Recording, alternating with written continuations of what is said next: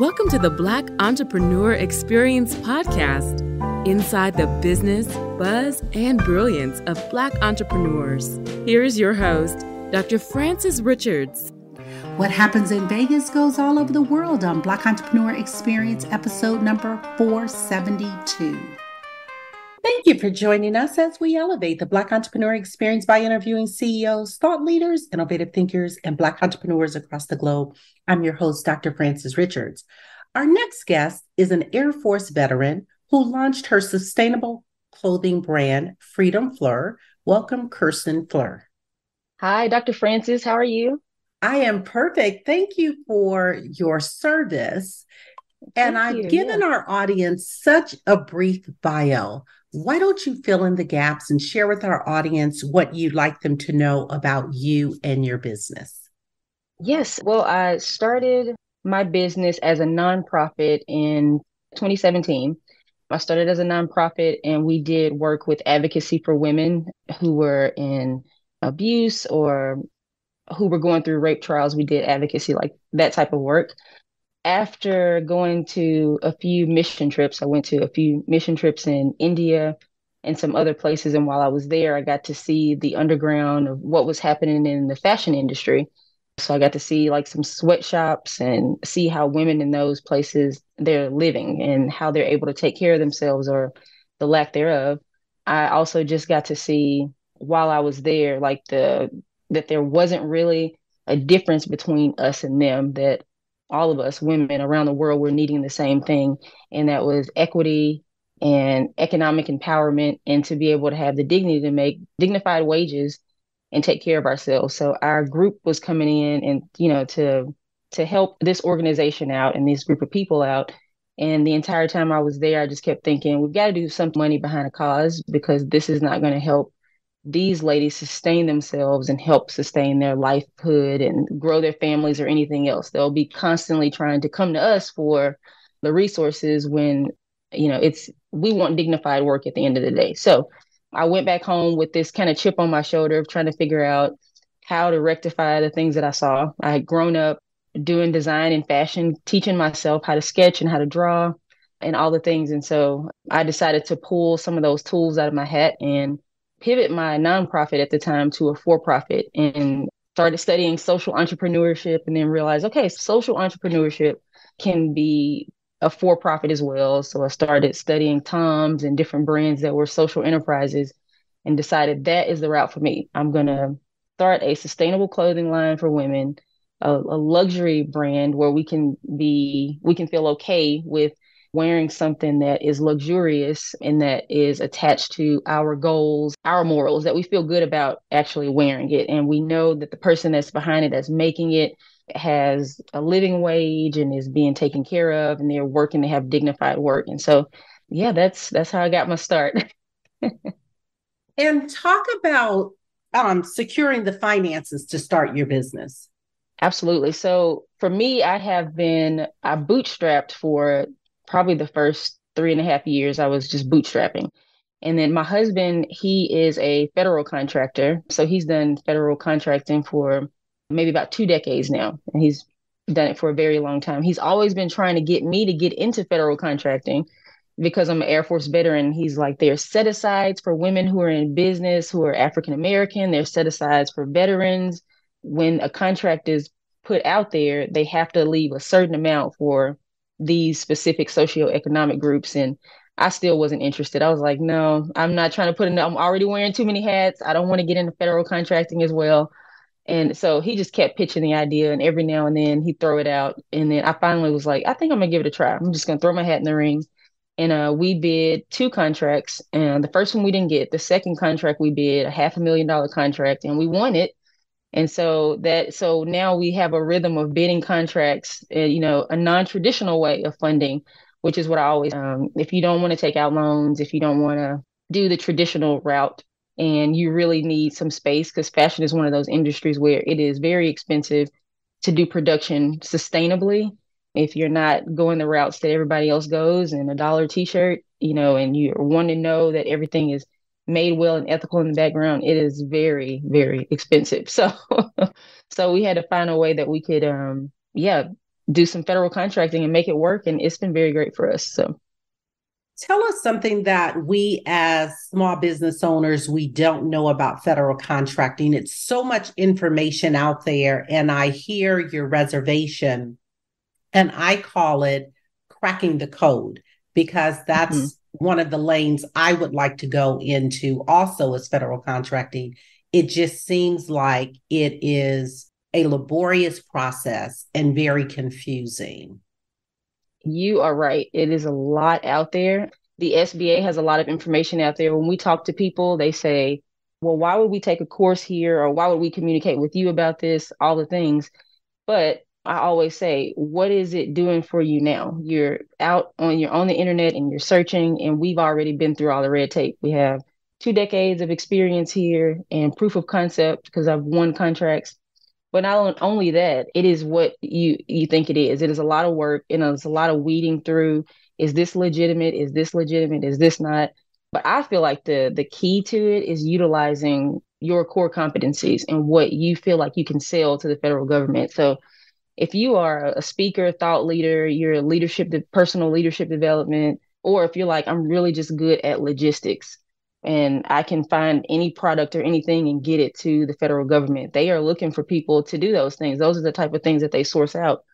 Or if you're information technology, and you can build teams and systems, you put a list, it's what they call a capability statement. You put a list together of what you're capable of doing, even if you can bring a team on or some other people with you. And you really would be sending that capability statement out to different parts of the federal government, different agencies, the DOD or Department of Education and all those pieces. But they do have like a big database, which is called sam.gov. And you go in the database based on what they call NAICS codes. And you find NAICS codes that you feel like apply to your line of work, which would be, like I said, personal leadership development. I mean, there's so much in there. Construction, highway, street, and bridges, which is what my husband does. But you're basically pitching yourself to them and you're providing a solution. If you come in with the mindset of the federal government has a mission and I want to help them fulfill their mission, then you come in with a partnership mindset and they can work with it. Because you have to think about, you are talking to people on the other side of the line, even though we want to get into federal contracting because that is where the dollars are at and they're spending. The government is spending infrastructure bills, all kinds of stuff being passed. And a lot of money just slips through the crack, I feel like, of Black hands because we don't know that this exists out there for us. But keeping in mind, like I said, that these are people behind the screen and that you want to help them fulfill their mission, work together. So it's all about, teaming well. I mean, there's so much. I mean, even teaming with a bigger company, there are companies that do what is called mentor protege. A larger firm out there will mentor a smaller firm. But usually the reason why they would do something like that is if you have you're a socioeconomic group that could benefit them as well. Say you are a Black woman in business and you go and you get your veteran-owned status or you get your Black-owned status within the SBA, and they don't have that within their organization, within their company already, then that's a great fit for them. So then what they do, they take you on mentor protéging and they walk with you through the process. So you be bidding contracts together to be you and them. So that's one way to get into it and grow it. So if someone is listening and they are interested in learning about government contracts or going into securing government contracts, is that an arm of your business or your husband's business that someone can reach out? Yes, it is. So my husband teaches a master class for government contracting where he distills the whole thing and breaks it down into steps. And then also I have a female founder community. Inside of that community, we teach a federal contracting class in there because what we found is a lot of the women that I know and people who were in my network were asking about federal contracting. And I was pushing them to my husband. I'm like, yeah, he teaches a federal master, class and you can do it here. And they were like, well, we don't want to hear from him. We want to hear from you. Like, we want you to walk us through it. I'm like, okay, well, I will. Let's do it together, And so I get it because we're arm in arm and we're women. And, there's a part of it that, men may not understand and connect with, that I can connect with as women. Like you are talking to people who are in the military. Sometimes you're talking to people who are a little stiff or can be just all kinds of personalities. You run into a lot when you're dealing with government. But so those are things that we help women get through the red tape of all of all of the things you could possibly deal with attitudes and even how to communicate with people. Because again, I'm a veteran, so I'm Air Force. I'm knowing that I'm talking to sergeants and, master sergeants and, people with inside of the military, but somebody else may not know the protocol and how to step in and have a conversation with somebody in those ranks. There are so many brands and businesses that are dominating. Talk about a brand or a business that's dominating that you admire and why. Yeah, I think there's a lady named Ty Beauchamp, and she gets up, it maybe every morning or maybe it's Mondays, but she does like God mornings or something like that. And she gets up and how she's galvanized her community is what I think is absolutely beautiful. She's a Black woman who has this positive message of togetherness and health and wellness. And so she is out in California and they meet and they do these hikes in the mountains or something like that. But I really love the empowerment component, but also that she is elevating the Black community about health and wellness. And my biggest proponent, collaboration and community. So she's somebody that I'm like, yes, all the wind behind her sail, I'm for it.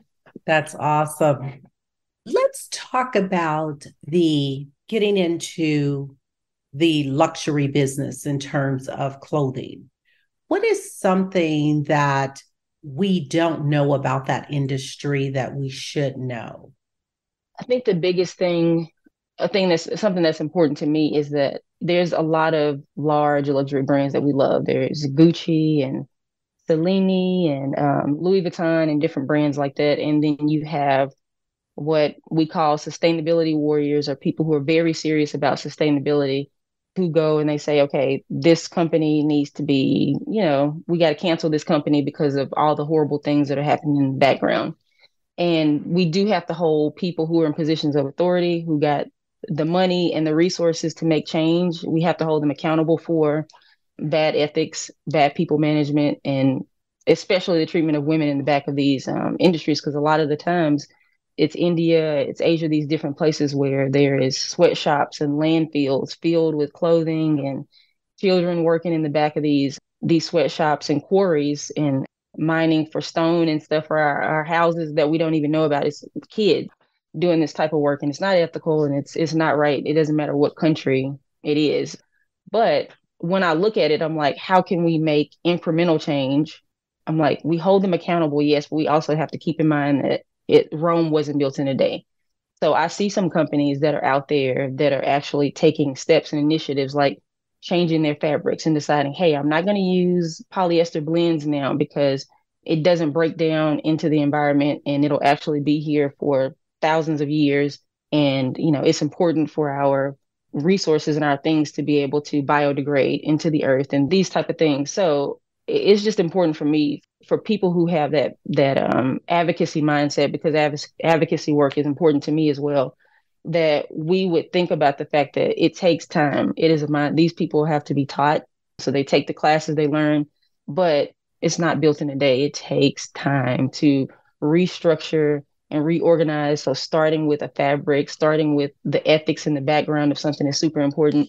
That piece, but also for smaller brands who are starting out in the luxury market, we have an opportunity to go slow and build well, where they started out the way that they started and they jumped right in with no knowledge really of sustainability and ethics the way that we have access to that information now. But we have an opportunity to go slow, build it well, take into consideration the people, the planet, the product, and all those things while we're building. Talk about your top two mentors. What lessons did they teach you? Yeah. Okay. So I would say most of my mentors are not in person, people that I can be with face to face. It's usually via a podcast or via a book is how I'm being mentored. So one of my favorite would be Oprah. I listen to a lot of her Super Soul Sundays, her books and everything like that. And it's about mindfulness and reconnecting and awareness, which is something that's important to me, to make sure that I'm building companies, building businesses, building networks and communities that are based on values and morals, things that I care about, things that are important to me. Because years ago, I looked up and I was like, what am I building? What am I doing? I wasn't connected to what it was that I was doing. And so I started out on this journey, this awakening journey to really figure out what it is that I wanted. And I found that people like Oprah and Maya Angelou, who clearly had been on a journey of awakening and awareness and just present in the current moment, to be able to be disruptive and have disruptive change, and do something different, bring about a different type of world that we can live in. And what is next for your business? What is next? Collaborations, lots of collaborations. We are designing suits right now for celebrities.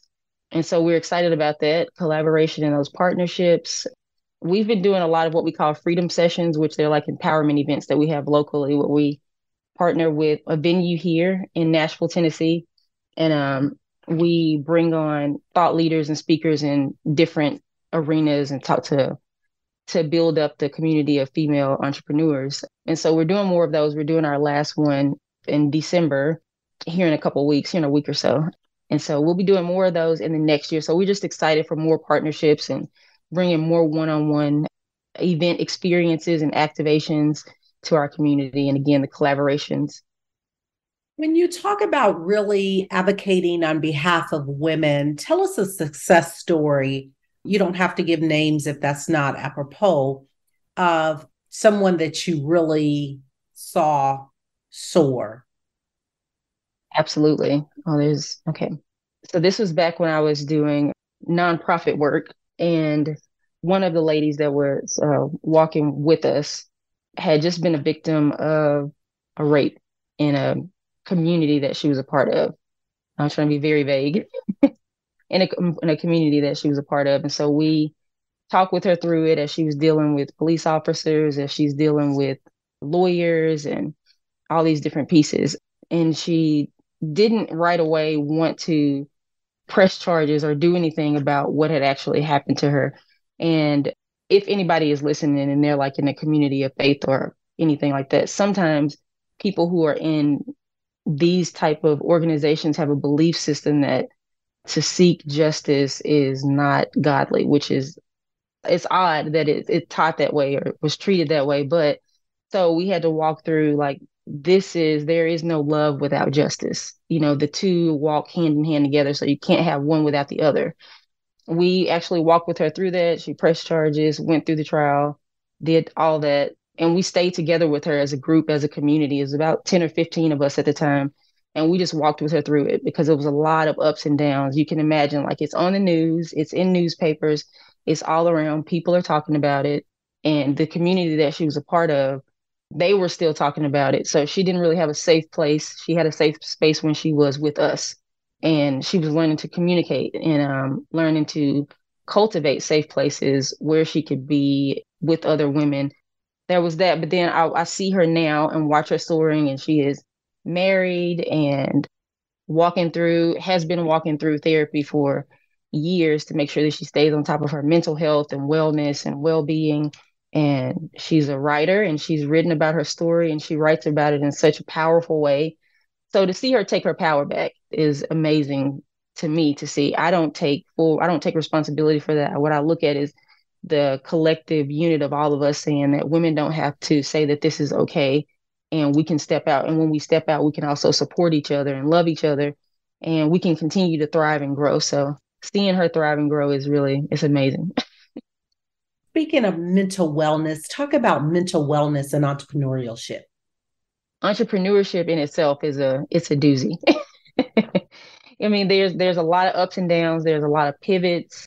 There's a lot of, if you don't get to the point where you realize that no original thoughts come from us, like we really are collaborative human beings, period. And information is being recycled. It may be said different ways or things may be done different ways. But I feel like you can really be hindered if you don't have a spirit of collaboration. I mean, it can slow your progress down immediately if you don't jump in and say, hey, this is a piece I need filled. I need to get this piece taken care of. Hey, I'm not good with the numbers.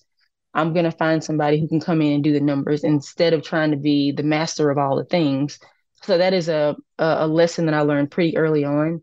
And as hard as it was for me, because at first in the beginning, I was like, oh, this is my baby. I even had to separate the idea of my business as my baby. I'm like, this business is to the world. Like, it has been birthed out of me, but it's given to people and it's given to the world. And I want to steward it well. I want to take care of it and do the right things with it and position it so that it's around for a while. But it's not my baby. It belongs to everybody that is out here and that can benefit from it. So that's how I view it. Talk about marriage and managing a business. Marriage and managing a business. Oh, that is a good one, Dr. Francis. Me and my husband have been married for 11 years now. In March, it'll be 12 years. When we first, we're both entrepreneurial. He started several businesses. I've started several businesses. I have a strong personality. Has a very strong personality. We had to find a way to lead together because a lot of times we're in spaces where we do lead together, even though I'm in the fashion industry. He's chief operations in my company. So he does growth and financial and audits and all the things that my brain is not wired to do. And then so on the CEO executive level, we work together a ton in that way. So we've had to find, like throughout the years, we've done different stuff together. Back in 2012, I started a event planning company. And I was like, okay, so this is what you'll do. You'll do this piece. And I was telling him what pieces he'll do. He was like, hold up now. I'm not an event planner. This is not my career. This is your career.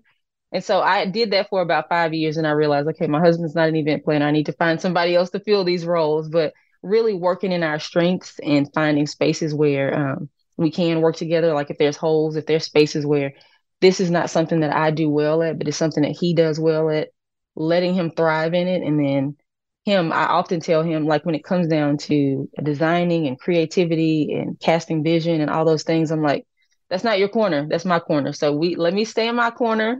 I don't need you to design the suit. I need you on the numbers. How many suits are we doing? What are the amounts? So making sure that we collaborate well and keep open dialogue. So that's important to us. Tell us the backstory, you being an Air Force veteran and going into entrepreneurship. Was that an easy pivot? Did you already know that you wanted to be a business owner? I have known since I was probably maybe 15 or 16 years old that I wanted to start my own business. Yeah, when I was about 15 years old, I was thinking about jewelry companies to start. I was like, oh, wow, I could start a jewelry company. I could do this. I didn't know what any of that really meant as young as I was. I didn't really understand entrepreneurship and that was my proclivity and what I was leaning into, but I just loved it. And I liked the idea of creating something and selling it to people, the whole process. I liked the idea of that. But as I got older, I actually got into fashion design school. And my mom was like, no way, you're not going to make money doing that. You're not doing fashion design school. So I went to school for business. Went to school for business. And then midway through school for business, I went to the Air Force. And then I did the Air Force. And then I finished my degree while I was in the military. While I was in the Air Force, I got some of the leadership skills that was really, really important to me, managing teams of hundreds of people, public speaking, and I used to build computers out. So I did computers and information technology, just a lot of different things that the military you have your hands in. But while I was in it, I was like, this is great. However, I need to get back to what I feel really called to be doing, and that is building business. So while I feel like the military has been a great stepping stool for my leadership and growth and development, it was afterwards when I decided, let me get back to it and let me start my business and get going. I want you to have a monologue. I want you to name this person, living or not, and they've inspired you so much. Who is that person and what are you saying to that person? Okay, the person is Oprah, and I will just jump right in and have the dialogue. Oprah, I am so inspired by the way that you have rose to all the challenges that have come your way, from starting out in broadcast and journalism and TV and creating a space and a name for yourself through a very challenging upbringing and past, and to see you be in so many arenas, movies, film, writing books, having magazines, podcast shows. It is the epitome to me of what an awakened artist is and creative. And you are bringing your gifts into the world in a way that I hope to be able to embody someday. So thank you for being a model and an inspiration of what that looks like. Kirsten, what book would you recommend and why? I would recommend Dare to Lead by Brene Brown. It is a really great book about daring leadership, brave leadership, vulnerability in leadership, which is something that I feel is lacking oftentimes in some leadership. Like you feel that you have to do everything alone, especially when you're at the top of a company. And then you don't realize sometimes that you can actually, there's a certain amount of togetherness and like sharing in the trials that your team or the people that are working with you, it can help to open that door and say, hey, this is where we're at right now as a company. This is what's going on. I'm afraid because this is supposed to be like this, but this is not happening. Unfortunately, of course, in our society, that is looked at like weakness. However, it's such a beautiful way to grow a team and grow a community when there's a spirit of empathy and vulnerability in the leadership, and the leadership is not armored. You're not coming in with this hard guard up because you've got to be, self-righteous and all the things have got to be. But you take ownership of the fact that we're human and we fail and things break, they fall apart and they fall together. So that book is a good one for that. Speaking of leadership, what is the best advice you have shared as a leader? The best advice would be I often hear people say, you have to have all these things together before you start your business plan, your this, your that, and those things are great, but it can also hinder you from just starting and just going. So something we often say is like, just get going, just get your feet out there, get your hands wet, start experimenting with what it is that you feel is your dream, your purpose, and the thing for you to do. Because you don't want to look up and it's 10 years from now or it's 5 years from now. And you've been saying forever, like, gosh, I want to start that baking company or that the school for kids, but it's such a idea. How can I start a school for kids? Like, what? I'm just one person. But if you don't start somewhere, you'll look up and then you're sitting in your rocking chair and you're like, hey, I remember when I used to want to do that. And now you're looking at your grandkids and you're like, I hope that you're pushing them and you hope that they do the things that you didn't get a chance to do. When you can live now, it doesn't really matter your age. It doesn't, I hate ageism. So I hate when people try to age you out when you are young or even when you're older and say that you can't do something because of age. So I would really push people to just do it. Step out there. There's going to be challenges. There's going to be obstacles, but you're brave, you're strong, and you can do it. What is your zone of genius? Innovation. I am an idea generator. That is where I live. And then also I feel like pulling out the greatness in other people. Like I can sit with somebody and I can tell, okay, they're not at their full capacity on the thing that they're supposed to be doing. It's kind of like this analyst way that I have, and also being able to like see into somebody's soul and be like, there is a lack of fulfillment there, but let's bring it to the surface. Like let's attach who you are at your core to the work that you're doing. So I love doing that. That is like, it's like a cakewalk for me, but it's also very fulfilling. Advice you wish you had followed? I think the advice that I'm giving to just get out there and get started, to go and just do it. I am a calculated risk taker. So by nature, I'm going to weigh the cost of everything before I jump into it. I think that's a smart business move in general. However, sometimes I can calculate for too long and an opportunity will pass that I'm like, that was for me. I should have done that. And I'm like, okay, that's okay. Now I have an opportunity next time to see and move a little bit swifter, move in a different way. But yeah, I would definitely say that I've had people say, you got to jump out there. You gotta do it. And I've been like, okay, just do it. Are you sure? So I've had to actually take that on myself because my nature is to make sure that everything is grounded and secure. But sometimes you just have to do it scared. Sometimes you just have to jump out there and just do it. What was that aha moment when you knew your business was going to be successful? What is that backstory? This moment was when I was selling T-shirts. I was getting ready to speak at a conference and talk about trauma and abuse and all those things. This women's conference. And my segment was called Start the Conversation. So I had shirts made that said Start the Conversation on the front of it. And then after the conference, I sold those and another shirt that said Voice for the Voiceless. And it had a woman with a megaphone. And out of the megaphone, it was saying, "Voice for the voiceless, speak up." And so I realized in that moment that it wasn't about the clothing or the shirts or the things that I sold, but it was about the person. It was about the woman that was behind it. It was about her freedom. It was about my freedom. And then I realized, like, I can't advocate for them if I'm not advocating for myself. I'm saying speak up, voice for the voiceless, but I've got to speak for myself first. And then also be okay with the fact that here's these women that need encouragement, empowerment to do the things that it is that they want to do, but they don't care about the shirt. They don't care about luxury designer clothes. They care about the mission and the purpose that's behind it. They want to believe that they can succeed, they can excel, and they can do great things too. And so when I keep that in mind, I feel like there's no way success is not going to be attached to anything I'm doing. What made you start advocating for women that dealt with sexual abuse or any type of abuse? This was really important to me because when I was 9 years old, I was raped by a cousin in my family. And it was covered for a very long time. One, I was a kid and I didn't really know what had happened to me, but I was different after that, very visibly different. And when I was older, I think I was about 15 years old before before my family found out and knew what happened. And I held it for so long, but it caused a lot of trauma for me. Like, I had dealt with eating disorders. I tried to take my life twice when I was a little kid. I was a kid. I'm having all this pain and trauma and turmoil like this. And nobody knew what was going on because I was so quiet. I had all that stuff kept inside.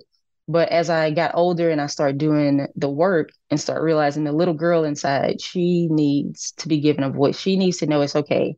But I started this organization later in life, Freedom Fleur, because I was like, women all around the world, they need this. Women, need to know who've been abused, that they have a voice. They can still be strong. They can have dignified work, all these things.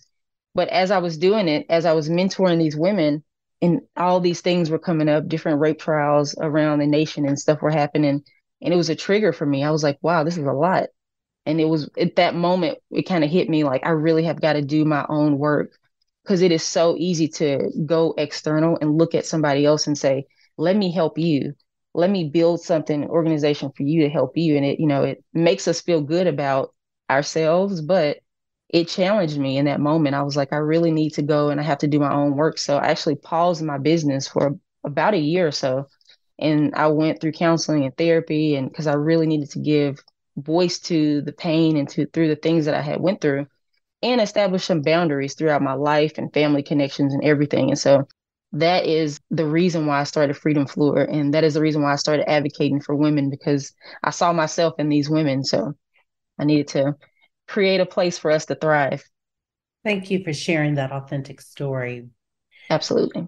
When you talked about, I'm going to step back, having the nonprofit and then going into a social entrepreneur, did you keep the nonprofit, or how did you do that? How did that work in terms of forming the company? Actually kept the nonprofit, and I kept it, and the goal is to change the name of it to a foundation, so that somewhere later down the road, I was like, I can't focus on that now, but I knew that the pivot was, I need to be a for-profit, because one, I was thinking sustainability. I'm doing nonprofit work. I'm putting blood, sweat, and tears, everything into this nonprofit work. It's not sustainable because it's not helping me financially. It's not taking care of me, my family, my needs, my well-being. So the sustainability piece hit for me there. And then I was like, I have to pivot. So I started from scratch a for-profit, Freedom Fleur, and just move forward with that as a clothing brand, and with the goal of keeping the nonprofit as a foundation, that somewhere down the road, what we'll do is offer grants for women, and then it'll be given through our foundation. Kirsten, what is the biggest takeaway from our interview today? What do you want the audience to leave with? I want the audience to leave with the audacity to go after your dreams and to go after your goals, to look at yourself in the mirror and say that you're worth it. Whatever it is, whatever setbacks, life challenges, things have happened, you're worth taking the risk on. Yeah, you're worth betting on. So bet on yourself. That is what I would tell any entrepreneur, especially any women, my heart is for women. So any woman that's listening right now, I would say bet on yourself. Some of us have children, we have husbands, we may be caregivers to somebody in our family, whatever it is that we're doing. But we can get so wrapped up in the day to day of those things that we forget about the things that we're passionate about and what we care about. So I would leave them with a question. What is your big, fat, hairy dream? It's something you hear people say sometimes. What's your big, hairy dream? And for some people, it like wells up all this emotion, and it does because it stirs up something in there because that dream is still there. And ask yourself what that is, write it down, and do small intentional steps every day towards that goal till you get there. And remember that you're still journeying. I keep saying we're ing, you're journeying. What can we do right now to support your business? I would love if you would check out our FF Social Club. It is ffsocialclub.com, and it is a network for aspiring entrepreneurs. And there's also a portal for women that are already founders and CEOs where we collaborate there and we do other business stuff together as women who are already CEOs and just have community and network with each other.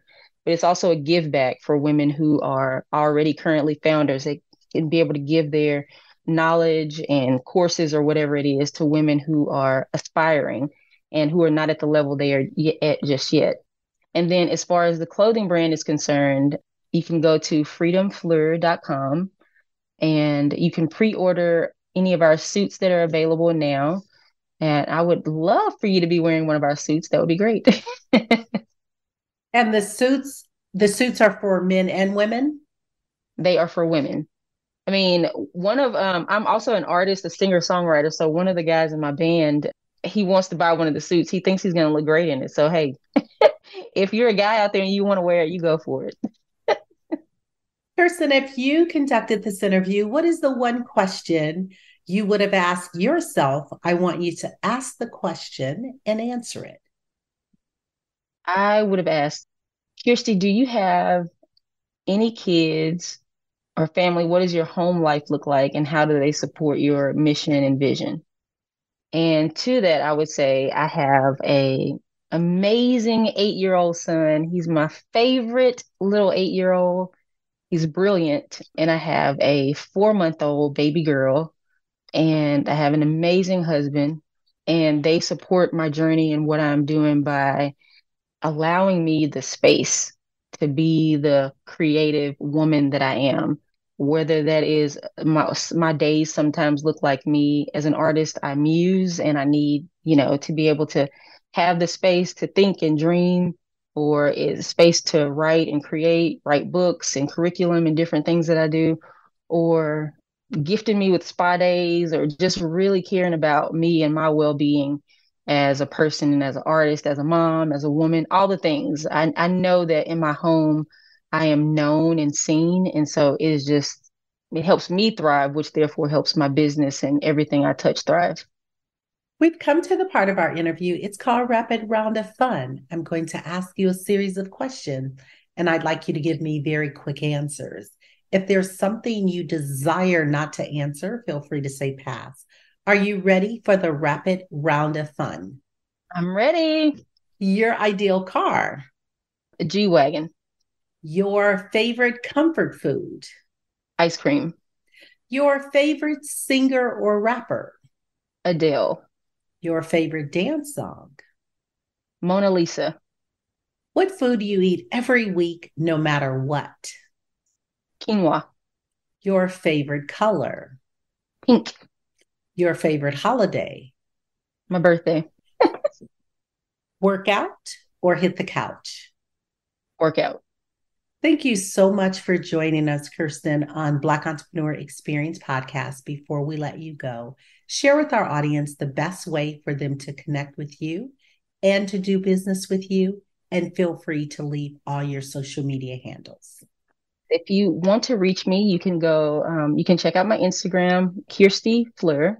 And then my website is www.kirstiefleur.com for any business consulting, for booking engagements or anything like that, you can find there. And then for the fashion brand, you'll be looking on www.freedomfleur.com. And our social network for aspiring entrepreneurs is ffsocialclub.com. Thank you. That's a wrap. Thank you for listening and subscribing to Black Entrepreneur Experience. We would love for you to leave a review and rating on iTunes and share with your friends. For show notes and more episodes, go to www.beepodcast.com. Join us next Wednesday, and remember, green is the new black. So keep your bank accounts and your business in the black.